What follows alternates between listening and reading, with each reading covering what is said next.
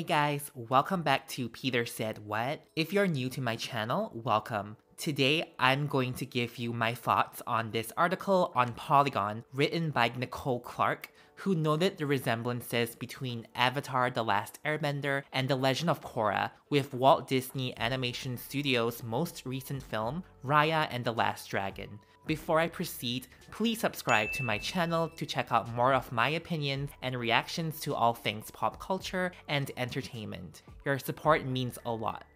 To give you some context before I start, I watched Raya and the Last Dragon a couple of days ago and I really liked it. I wouldn't call it fantastic because I felt like the plot started becoming quite predictable somewhere around the middle mark of the film. That being said, the main thing I want to say is I definitely don't think this movie ripped off Avatar: The Last Airbender and The Legend of Korra, despite some concerns I shared with you all last year. Plus, this article, despite what the title suggests, also doesn't think it's fair to call this movie a ripoff, despite there being some similarities.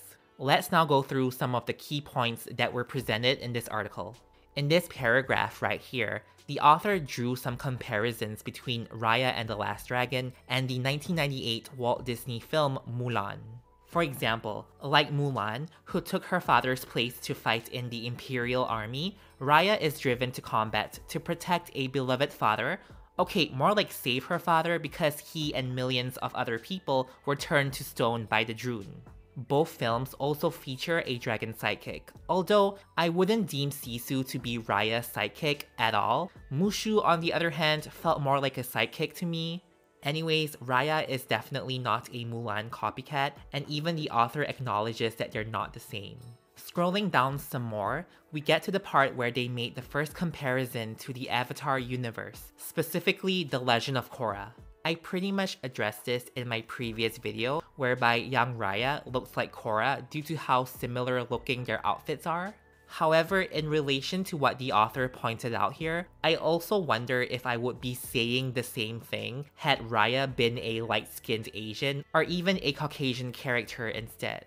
That's the question really, but above all else, it really goes to show that we have such few darker-skinned Asian characters being represented in Western animation.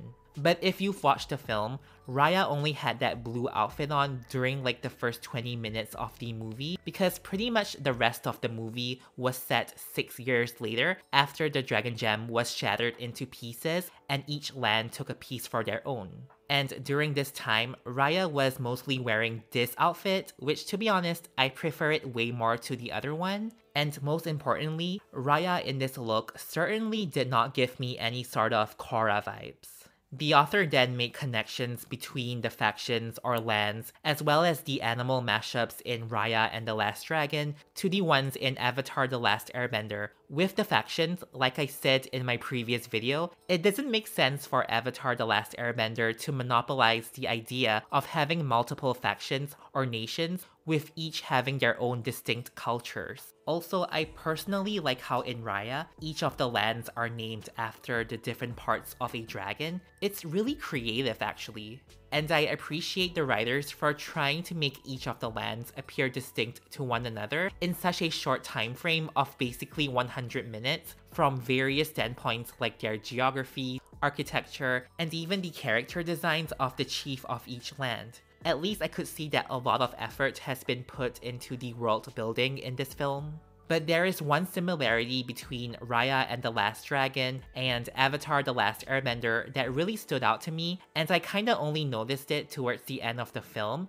and that is how Raya's core group of allies consists of people from each of the 4 other lands besides the Heartland where Raya is from. We have Boone from Tail, Noi and the Ongis from Talon, Tong from Spine, and lastly Namaari from Fang. By the way, Boone kinda reminded me of Doc/Shu/Bushi of Jianghui, which is one of the outer islands of the Fire Nation in the Avatar universe. Remember this dude, Avatar fans? And the reason why I say this is because both characters assume the identities of multiple people, and they're both entrepreneurs on water. Am I the only one who felt this similarity?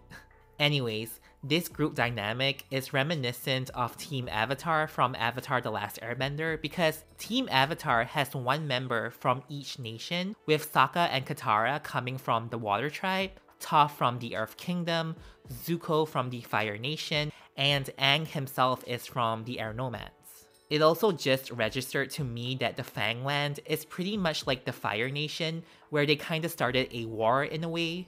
Okay, maybe I shouldn't call it a war because they're not as bad as the Fire Nation, but Fang definitely were the ones who started the major conflict between the different lands because if it wasn't for Namaari and the others, the gem wouldn't have been shattered and the evil Druun wouldn't have re-emerged again, and that's that. On the same token, you could also say that Namaari is like the Zuko of the group.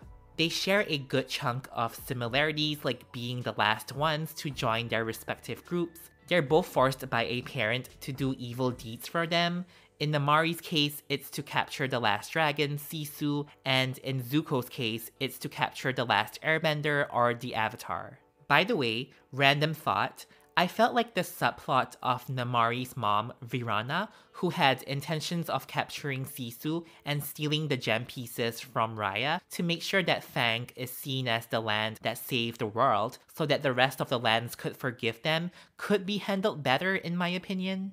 That mini revelation made Virana seem a little more interesting to me as a character, but I get it. The film had to drop this subplot since Virana was turned to stone and the people of Kumandra were saved by the time she reverted back to flesh and bone.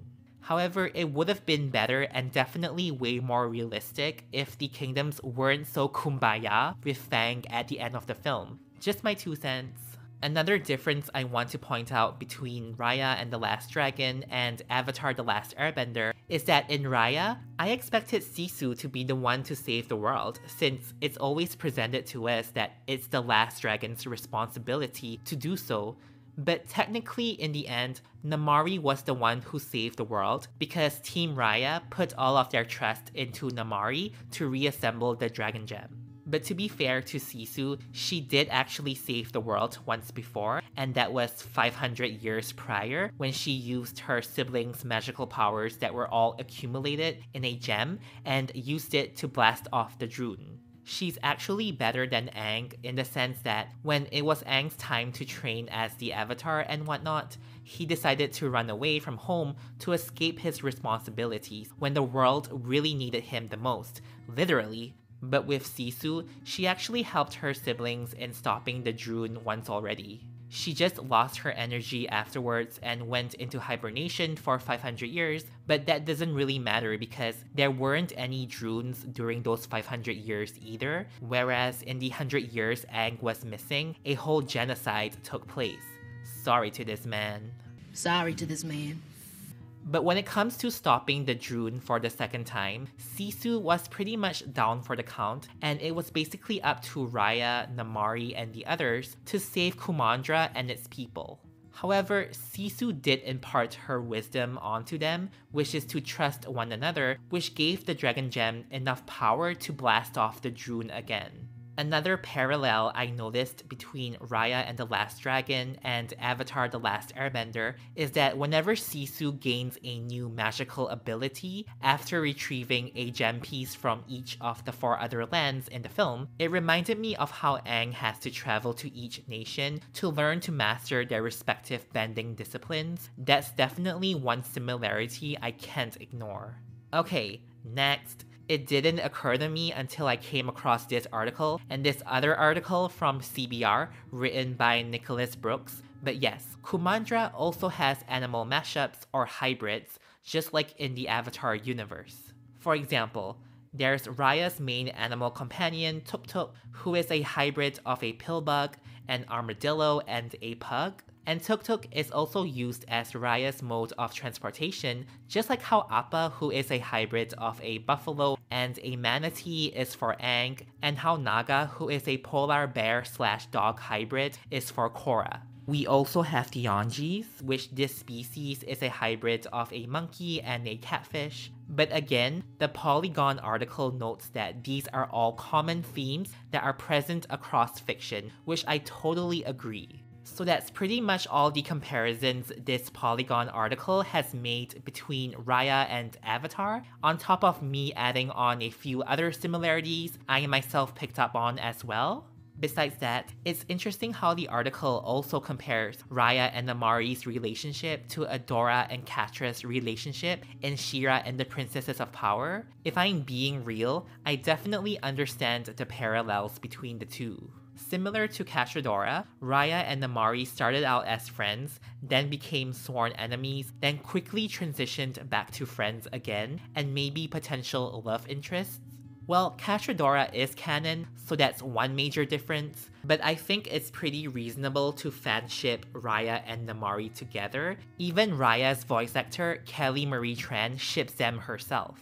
We're almost at the end of this video, but before I get to it, I do want to point out this extract from the same Polygon article, which I find fascinating. It says, "As entertainment continues to diversify, we'll keep bumping into this gray area between what we consider archetypes, think Harry Potter's Dumbledore and Lord of the Rings Gandalf, versus characters who feel similar because they're from the same race or cultural background." So, as I pointed out earlier, we're not used to seeing many American/Western cartoons that feature a lot of Asian characters at one given moment, or have settings that are deep-rooted in Asian culture.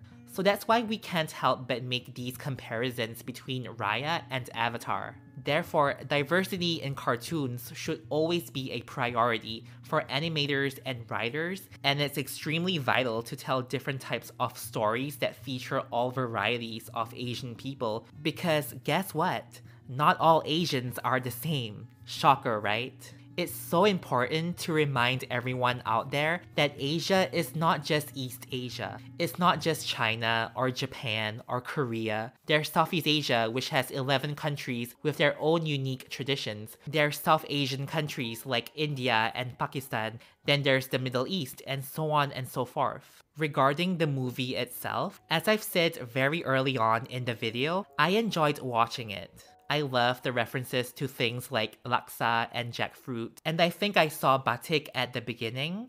It was a thoroughly entertaining movie, but it got predictable somewhere in the middle, where the heroes had to go and visit each land to retrieve a piece of the dragon gem, and it was pretty easy for them to steal the gems.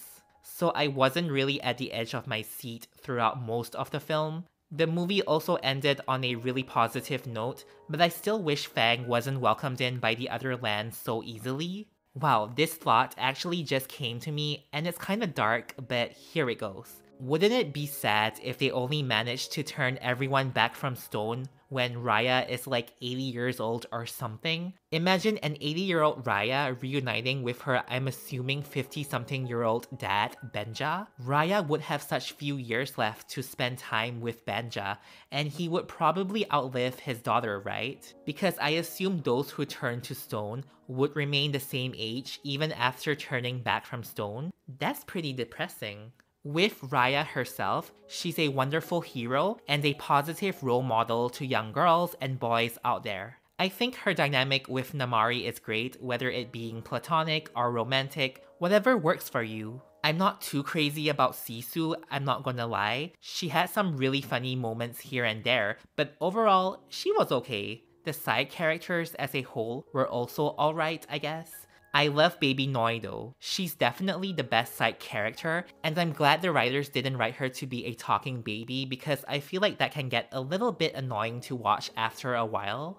Thank you all so much for watching this video of me comparing Raya and the Last Dragon to Avatar: The Last Airbender and The Legend of Korra, and for listening to my mini review of the film. Please like and share this video if you can, and comment down below what your thoughts are on the things that were talked about in this video. I want you all to have a great day ahead, and I will see you all very soon. Bye!